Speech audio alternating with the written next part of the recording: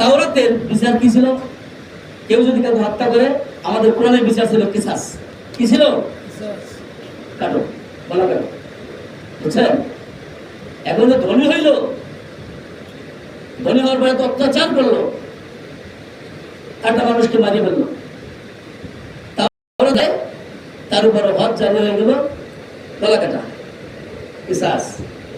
এই বিচারটা যেদিন তাকে যে জবাই করবে, কিসাস করবে, এই সময় আল্লাহ ওখানে যাচ্ছিলেন। সুবহানাল্লাহ বলেন। অনেক লোকের আনাগোনা, শোরগোল, শব্দ এগুলো শুনে তার সাথীদের সাথে বললেন যে দেখো তো ওই জায়গায় কি হয়েছে, এত মানুষ কেন নাই?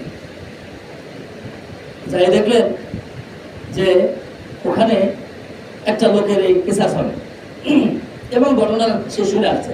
আয়েশা মুসাল্লামকে বললেন যে হুজুর, আল্লাহর নবী, ঘটনায় লোকটা দরিদ্র ছিল,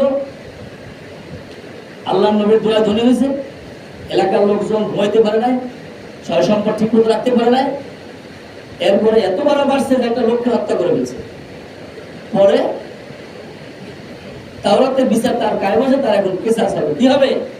কিসাস হবে। তোমাদের কোনো লাভ হইল? কথা বলেন।